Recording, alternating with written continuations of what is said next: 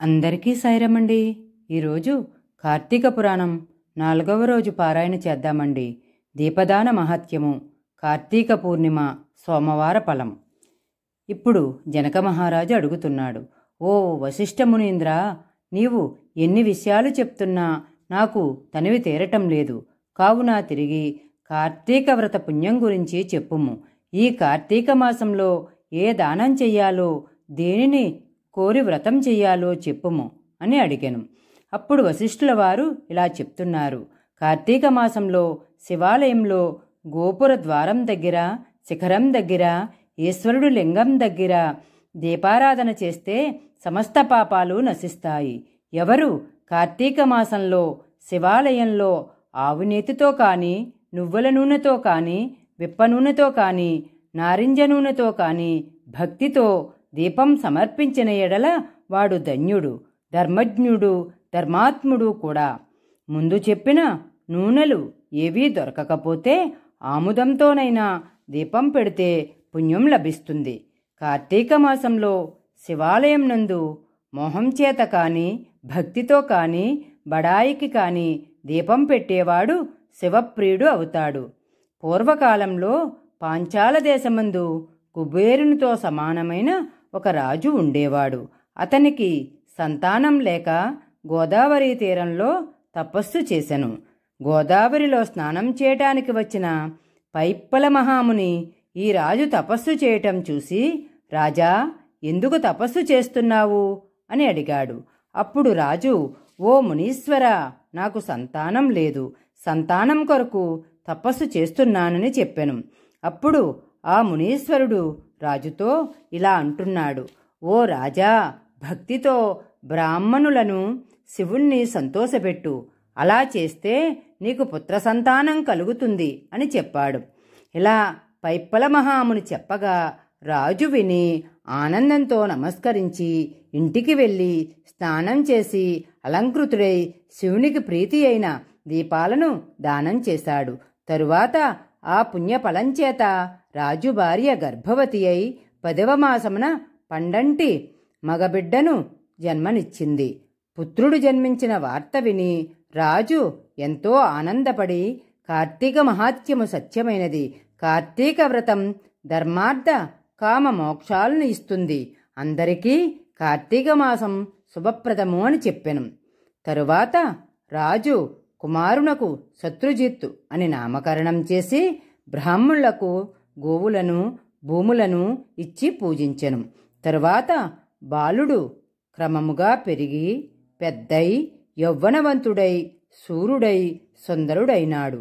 ఇతడు వేశ్యాసంగమ లోలుడై అంతటితో తృప్తి చెందక పరస్త్రీలయందు కూడా ఆసక్తి కలిగి వారికి ఎక్కువ ధనము ఇచ్చి లోబర్చుకునేవాడు.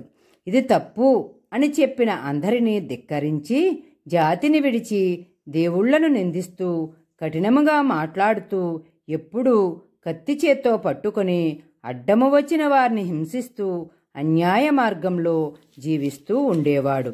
ఇలా ఉండగా ఆ గ్రామములో ఒక బ్రాహ్మణుని భార్య చాలా అందము కలది, సన్నని నడుము కలది, పెద్ద పెద్ద కళ్ళతోనూ పెద్దవైన పిరుదులు కుచములు కలదియును, అరటి స్తంభముల వంటి తొడలు కడిగి చిలుక పలుకుల్లాంటి వాక్కులతో మన్మధోద్రేకము కలదై ఉండెను.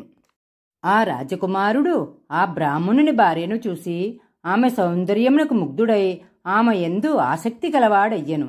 ఆ బ్రాహ్మణుని భార్యయు ఆ రాజకుమారుని యందు ఆసక్తి కలదై అర్ధరాత్రి యందు భర్తను విడిచి రాజకుమారుని యొద్దకు పోయి అతనితో రాత్రి అంతయు గడిపి సూర్యోదయానికి ముందే ఇంటికి వచ్చేది. ఇలా చాలా రోజులు గడిచినవి. ఈ సంగతి బ్రాహ్మణుడు తెలుసుకుని తన భార్యను, రాజకుమారుడిని చంపటానికి కత్తి పట్టుకుని ఎప్పుడు అవకాశం వస్తుందా అని ఎదురు చూస్తున్నాడు. ఇలా కొంతకాలం గడిచిన తర్వాత ఒకరోజు శివాలయంలో కార్తీక పూర్ణిమ సోమవారం నాడు ఈ బ్రాహ్మణ స్త్రీ తన చీరను చింపి వత్తిని చేసింది. రాజకుమారుడు ఆముదం తెచ్చెను. ఆ వత్తితో ఆ చిన్నది దీపం వెలిగించి అచ్చటే వారిద్దరూ సంభోగము చేసి సుఖించిరి. అంతా ఆ బ్రాహ్మణుడు కత్తిని ధరించి మారువేషంతో శివాలయంలో దూరి తలుపులు గట్టిగా వేసి ముందుగా కత్తితో రాజకుమారుడిని పొడిచి తరువాత భార్యను నరికెను. అంతలో రాజకుమారుడు కొంచెం తెలివి తెచ్చుకుని కత్తితో బ్రాహ్మణుని నరికెను. ఆ శివాలయం నందు ముగ్గురు మృతి చెందిరి. ఆ రోజు కార్తీక పూర్ణిమ సోమవారం దైవ సంకల్పం చేత అట్టి పర్వదినం రోజున ముగ్గురికి శివుని సన్నిధిలో మరణం కలిగినది. అంతలో పాసహస్తులై యమకింకరులు వచ్చిరి. అప్పుడే శివదూతలు కూడా వచ్చిరి. శివదూతలు రాజకుమారుని బ్రాహ్మణుని భార్యను విమానం మీద ఎక్కించిరి. యమదూతలు బ్రాహ్మణుని తీసుకుని పోవడానికి ప్రయత్నించిరి. తన భార్యకు రాజకుమారుడికి కైలాసం, తనకు యమలోకం గమనం చూసి ఆ బ్రాహ్మణుడు శివదూతలను, నా భార్య జారిని, రాజకుమారుడు కూడా జారుడే, నేను బ్రాహ్మణుడను, సదాచారవంతుడను కదా, నాకీ గతి ఏమిటి, వారికి స్వర్గలోక ప్రాప్తి ఏమిటి అని అడిగాను. శివదూతలిలా అంటున్నారు, ఓ బ్రాహ్మణుడా, నీవన్నమాట నిజమే కాని అందులో ఒక విశేషం ఉంది, చెప్తాము విను.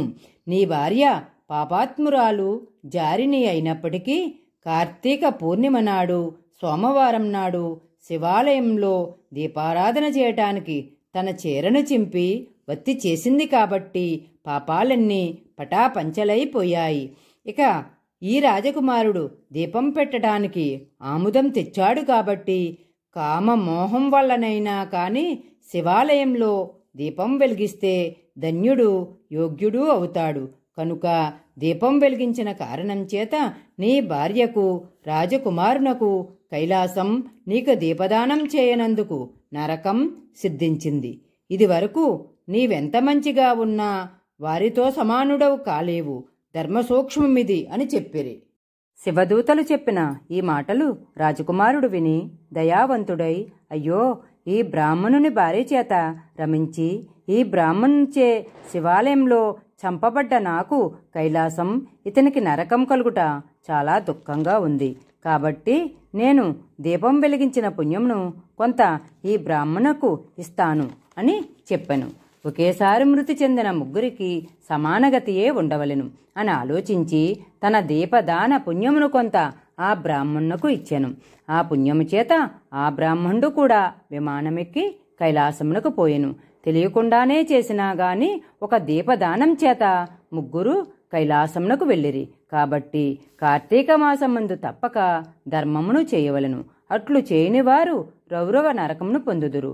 కార్తీక మాసంలో నిత్యము శివాలయంలో కాని విష్ణాలయంలో కాని దీపములను సమర్పించిన ఎడల దీపదాన పుణ్యముతో జ్ఞానమును పొంది తద్వారా మోక్షమును పొందుదురు. ఇందుకు సందేహము లేదు. కార్తీక మాసంలో స్త్రీలు కాని పురుషులు కాని తన శక్తి కొలది దీపార్పణము చేసిన ఎడల సర్వ పాపములు నశించును. కాబట్టి ఓ జనక మహారాజా, నీవును కార్తీక మాసంలో శివాలయం నందు దీపముల పంక్తిని సమర్పించుము. ఇది 4వ అధ్యాయము సమాప్తము. జై సాయిరాం.